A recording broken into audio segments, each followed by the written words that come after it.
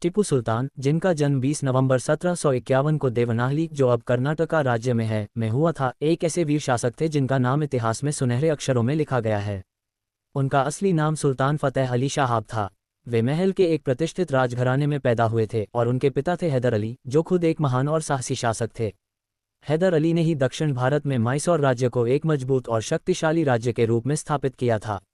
टिपू की माता, सुल्तान की पहली पत्नी, एक दृढ़ नायक की तरह थीं, जिन्होंने टिपू को नैतिकता, पराक्रम और न्याय के सिद्धांतों के प्रति निष्ठा सिखाई। बचपन से ही टिपू सुल्तान में साहस और नेतृत्व क्षमता के बीज दिखने लगे थे। उनका शैक्षिकी जीवन बहुत ही गहन था। उन्होंने फारसी और अरबी में शिक्षा प्राप्त की थी। इसके साथ ही वे इतिहास, काव्य, दर्शन और धार्मिक शिक्षा में भी निपुण थे। लेकिन टिपू सुल्तान का असली आदर्श उनके पिता ही थे। हैदर अली ने अपनी युद्ध कला और सैन्य रणनीतियों से हमेशा अपने पुत्र को प्रेरित किया। टिपू का बचपन और युवा अवस्था युद्धों और रणभूमि में ही बीती। उन्हें युद्ध और सैन्य अभियानों का प्रारंभिक प्रशिक्षण अपने पिता से ही मिला था। हैदर अली के साथ उन्होंने कई युद्धों में भाग लिया, जिनमें मराठों और ब्रिटिश ईस्ट इंडिया कंपनी के खिलाफ संघर्ष भी शामिल था। एक निर्णायक मोड़ 1761 में, जब टिपू सुल्तान मात्र 10 वर्ष के थे, उनके पिता हैदर अली का निधन हुआ। इस घटना ने टिपू के जीवन को एक नया मोड़ दिया। पिता की मृत्यु के बाद टिपू ने जल्द ही शासक का दायित्व संभाल लिया। हालांकि वे अभी युवा थे, लेकिन उन्होंने अपनी परिपक्वता और नेतृत्व क्षमता का परिचय देना शुरू कर दिया था। इस समय तक ब्रिटिशों के खिलाफ संघर्ष शुरू हो चुका था और टिपू ने अपने पिता के रास्ते पर चलते हुए अपनी सेना को संगठित किया। टिपू सुल्तान का जीवन संघर्षों और युद्धों से भरा हुआ था, लेकिन इसके साथ ही उनकी सैन्य रणनीतियां भी अनूठी थीं। वे एक सैनिक के रूप में ही नहीं, बल्कि एक तकनीकी नायक के रूप में भी उभरे। टिपू सुल्तान ने युद्ध के दौरान नए हथियारों और युद्धकला का प्रयोग किया, जिनमें रॉकेट आर्टिलरी का प्रयोग बहुत प्रसिद्ध हुआ। वह पहले शासकों में से थे जिन्होंने रॉकेटों का युद्ध में इस्तेमाल किया। राज्य के प्रति जिम्मेदारी। टिपू सुल्तान ने अपनी पूरी जिंदगी को राज्य की स्वतंत्रता और गौरव की रक्षा में समर्पित कर दिया। वह ये जानते थे कि केवल सैन्य शक्ति से ही ब्रिटिशों का मुकाबला नहीं किया जा सकता। इसके लिए उन्हें अपने राज्य के हर एक पहलू में सुधार करना था।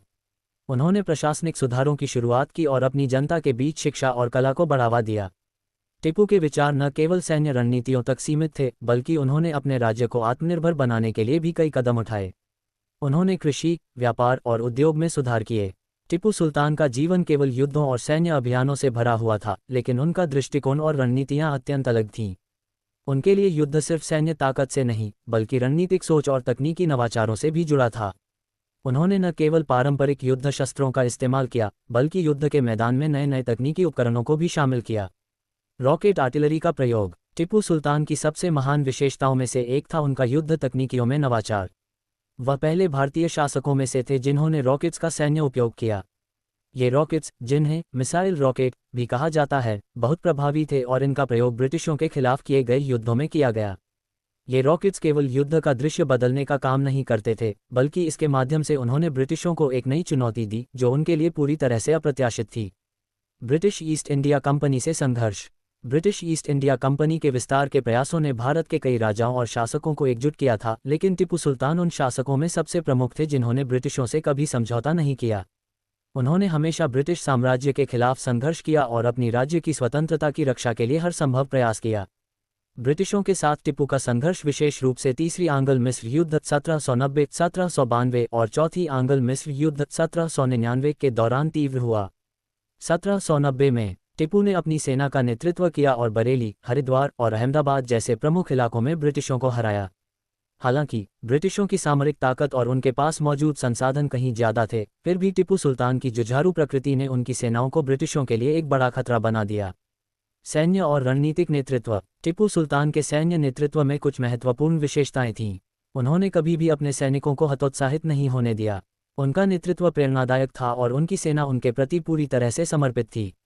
टिपू सुल्तान ने हमेशा ये सुनिश्चित किया कि उनकी सेना न केवल कुशल हो, बल्कि मानसिक और शारीरिक रूप से भी मजबूत हो। उन्होंने अपने सैनिकों को तकनीकी और युद्धकला की शिक्षा दी और उन्हें ये सिखाया कि युद्ध केवल ताकत से नहीं, बल्कि समझदारी और सूझबूझ से जीते जाते हैं। हाईटेक युद्ध उपकरण और सेना का समन्वय। टिपू का ध्यान केवल शस्त्रों पर नहीं था, बल्कि उन्होंने अपनी सेना के संगठन को भी उच्चतम स्तर पर पहुंचाया। उन्होंने एक ठोस और मजबूत सैन्य व्यवस्था बनाई, जिसमें सेना के विभिन्न विभागों के बीच समन्वय था। उनके शासनकाल में सैन्य प्रशिक्षण और युद्ध के उपकरणों की गुणवत्ता को लेकर उन्होंने कई सुधार किए। उनकी सेना में रॉकेट, तोप, बंदूकें और अन्य युद्ध उपकरणों का संयोजन किया गया था। टिपू ने अपनी सेना को विभिन्न प्रकार के उपकरणों से लैस किया जिनसे वह ब्रिटिशों के खिलाफ युद्ध में सफलता प्राप्त कर सके। मालाबार युद्ध और टिपू का संघर्ष। 1792 में ब्रिटिशों के साथ एक निर्णायक युद्ध में टिपू सुल्तान को हार का सामना करना पड़ा। मालाबार युद्ध में ब्रिटिशों और उनकी सहयोगी सेनाओं ने टिपू को हराया और उसे शांति समझौते पर हस्ताक्षर करने के लिए मजबूर किया। हालांकि यह हार टिपू सुल्तान के लिए एक बड़ा धक्का थी, लेकिन उन्होंने कभी हार नहीं मानी और फिर से संघर्ष करने की योजना बनाई। टिपू सुल्तान केवल एक महान सैन्य नेता ही नहीं थे, बल्कि वे एक दूरदर्शी शासक भी थे जिन्होंने अपने राज्य के विकास के लिए कई महत्वपूर्ण कदम उठाए। उन्होंने न केवल अपनी सेना को मजबूत किया, बल्कि अपने राज्य को भी प्रौद्योगिकियों, कृषि और व्यापार के क्षेत्र में प्रगति की दिशा में अग्रसर किया। राज्य की अर्थव्यवस्था और व्यापार सुधार। टिपू सुल्तान का ध्यान सिर्फ युद्ध और सैन्य रणनीतियों तक सीमित नहीं था, बल्कि उन्होंने अपनी राज्य की अर्थव्यवस्था को भी मजबूत किया। उन्होंने अपने राज्य में वाणिज्यिक और औद्योगिक गतिविधियों को प्रोत्साहित किया, जिससे राज्य की वित्तीय स्थिति को सुधारने में मदद मिली। उन्होंने एक विशेष प्रकार के कर प्रणाली की शुरुआत की, जिससे राज्य के खजाने में पर्याप्त धन आया और राज्य की सैन्य जरूरतों के लिए पर्याप्त संसाधन जुटाए गए। टिपू सुल्तान ने व्यापारिक गतिविधियों को बढ़ावा देने के लिए कई कदम उठाए। उन्होंने कर्नाटका और तमिलनाडु के बीच व्यापार के मार्ग को सुव्यवस्थित किया और विदेशी व्यापार को बढ़ावा दिया। इसके साथ ही उन्होंने सूरत और मल्लापुरम जैसे प्रमुख बंदरगाहों को भी महत्वपूर्ण व्यापारिक केंद्र के रूप में विकसित किया। शिक्षा और विज्ञान में योगदान। टिपू सुल्तान को केवल एक सैन्य रणनीतिकार ही नहीं, बल्कि एक समृद्ध और वैज्ञानिक दृष्टिकोण रखने वाले शासक के रूप में भी याद किया जाता है। उन्होंने राज्य में शिक्षा और विज्ञान के क्षेत्र में कई सुधार किए। उन्होंने अपने दरबार में विज्ञान और गणित के विद्वानों को सम्मान दिया और उनके योगदान को प्रोत्साहित किया। टिपू के शासनकाल में उनकी सरकार ने वैज्ञानिक उपकरणों और ग्रंथों को प्रोत्साहित किया। उन्होंने राज्य में कई वेधशालाओं और शैक्षिकी संस्थानों की स्थापना की, जहां पर नए नए वैज्ञानिक प्रयोग और शोध किए जाते थे। इसके साथ ही उन्होंने मुद्रण उद्योग को भी बढ़ावा दिया और कई महत्वपूर्ण ग्रंथों और धार्मिक पुस्तकों का अनुवाद करवाया। धार्मिक सहनशीलता और शासन में सुधार। टिपू सुल्तान को धर्म के प्रति एक संवेदनशील दृष्टिकोण रखने वाला शासक माना जाता है। उन्होंने अपने राज्य में धार्मिक सहनशीलता को बढ़ावा दिया और सभी धर्मों के अनुयायियों के लिए समान अधिकार सुनिश्चित किए। हालांकि वह एक मुस्लिम शासक थे, लेकिन उन्होंने हिंदू मंदिरों और पूजा स्थलों को समर्थन दिया और उन्हें राज्य के खजाने से धन मुहैया कराया। उनकी नीतियों ने विभिन्न धर्मों के बीच सहिष्णुता और भाईचारे को बढ़ावा दिया। इसके बावजूद ब्रिटिशों और उनके सहयोगी शासकों ने टिपू की इस सहनशीलता और शासन की आलोचना की, क्योंकि उनका मानना था कि यह उनकी रणनीतिक उद्देश्यों के खिलाफ था। ब्रिटिशों के साथ अंतिम युद्ध 1799। टिपू का बलिदान। 1799 टिपू सुल्तान के जीवन का सबसे निर्णायक वर्ष था। इस वर्ष अंग्रेजों ने एक बार फिर से अपनी पूरी ताकत के साथ टिपू सुल्तान के राज्य पर हमला किया। ब्रिटिशों ने मैसूर के खिलाफ एक महत्वपूर्ण अभियान शुरू किया और कई अन्य राजाओं को अपनी ओर खींच लिया। टिपू सुल्तान ने इन चुनौतियों का डटकर सामना किया, लेकिन इस बार अंग्रेजों के पास और भी बड़ी सैन्य ताकत थी। 1799 में सुल्तान को श्रीरंगपटना में अपनी अंतिम लड़ाई का सामना करना पड़ा। अंग्रेजों के आक्रमण ने उन्हें एक अंतिम निर्णायक युद्ध में शामिल किया। इस युद्ध में टिपू सुल्तान ने अपने राज्य की रक्षा करते हुए अपनी जान की आहुति दी। वे वीरता और साहस के प्रतीक बनकर शहीद हो गए। टिपू सुल्तान की शहादत का प्रभाव। टिपू सुल्तान की शहादत ने भारतीय स्वतंत्रता संग्राम के लिए एक प्रेरणा का काम किया। उनकी जुझारू भावना और स्वतंत्रता की रक्षा के लिए उनकी कड़ी मेहनत ने उन्हें भारतीय इतिहास में अमर बना दिया।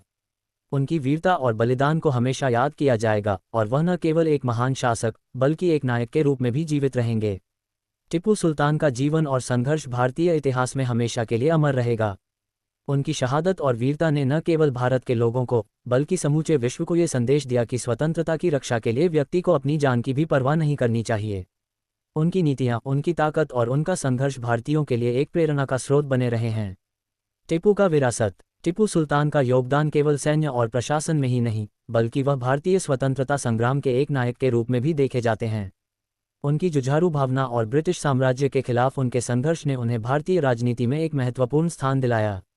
उनका नाम आज भी उन महान शासकों में लिया जाता है जिन्होंने अंग्रेजों से स्वतंत्रता पाने के लिए जीवन भर संघर्ष किया। उनकी सेनाओं ने ब्रिटिशों के खिलाफ न केवल सैन्य युद्ध लड़ा, बल्कि उन्होंने अपने शासन के अंतर्गत ऐसे सुधार भी किए जिन्होंने आम जनता की स्थिति को बेहतर बनाया। उन्होंने अपनी जनता की भलाई के लिए कई योजनाओं और विकास कार्यों की शुरुआत की, जिनका प्रभाव आज भी देखा जा सकता है। टिपू सुल्तान की छवि। हालांकि टिपू सुल्तान की छवि भारतीय समाज में विभिन्न दृष्टिकोणों से देखी जाती है, लेकिन उनके समर्पण और संघर्ष को कभी नकारा नहीं जा सकता। ब्रिटिशों द्वारा उन्हें एक विद्रोही और क्रूर शासक के रूप में चित्रित किया गया था, लेकिन भारतीय इतिहासकारों और स्वतंत्रता सेनानियों ने उन्हें एक स्वतंत्रता सेनानी और नायक के रूप में देखा। उनकी धार्मिक सहनशीलता, विभिन्न धर्मों के प्रति सम्मान और उनकी शासन नीतियां ये दिखाती हैं कि टीपू सुल्तान सिर्फ एक सैनिक नहीं, बल्कि एक समझदार और विचारशील शासक भी थे। उनके द्वारा किए गए सुधार, जैसे व्यापार को बढ़ावा देना, विज्ञान में योगदान और शैक्षिकी सुधार, ये साबित करते हैं कि वे एक उन्नत दृष्टिकोण रखने वाले शासक थे। टीपू सुल्तान की शहादत का महत्व। 1799 में उनकी शहादत के बाद भारत में उनका नाम हमेशा के लिए अमर हो गया। भारतीय स्वतंत्रता संग्राम के दौरान उनकी वीरता और संघर्ष ने कई नेताओं को प्रेरित किया। उनके बाद कई स्वतंत्रता सेनानी और शासक उनके उदाहरण से प्रेरित हुए और ब्रिटिशों के खिलाफ संघर्ष करने का संकल्प लिया। आज भी जब हम भारत की स्वतंत्रता की बात करते हैं तो टीपू सुल्तान का नाम प्रमुखता से लिया जाता है। उनका संघर्ष, उनके बलिदान और उनकी सैन्य रणनीतियां भारतीयों के दिलों में हमेशा के लिए जीवित रहेंगी। निष्कर्ष: टीपू सुल्तान एक महान शासक, योद्धा और स्वतंत्रता सेनानी थे। उन्होंने अपने जीवन में जो योगदान दिया वह न केवल उनके समय तक सीमित था, बल्कि आने वाली पीढ़ियों के लिए भी प्रेरणा का स्रोत बन गया। उनकी कहानी हमें ये सिखाती है कि स्वतंत्रता की रक्षा के लिए किसी भी कीमत पर संघर्ष करना चाहिए, और यह कि एक नेता का काम सिर्फ युद्ध लड़ना नहीं, बल्कि अपनी जनता का कल्याण भी सुनिश्चित करना है। टीपू सुल्तान की शहादत और उनके संघर्ष ने यह साबित कर दिया कि स्वतंत्रता केवल एक राजनीतिक उद्देश्य नहीं, बल्कि एक जीवन शैली है जिसे हम सभी को किसी भी कीमत पर बचाने के लिए लड़ना चाहिए। उनका जीवन और उनकी विरासत हमेशा हम सब के लिए प्रेरणादायक रहेगा। अंतिम शब्द: टीपू सुल्तान का जीवन एक प्रेरणा है। उनकी वीरता, उनके संघर्ष और उनके शहादत को हमेशा सम्मान और गर्व के साथ याद किया जाएगा। उन्होंने जो छोड़ी है वह केवल एक शासक की विरासत नहीं, बल्कि एक संघर्ष की धरोहर है जो हम सबको एकता, स्वतंत्रता और साहस के रास्ते पर चलने के लिए प्रेरित करती है।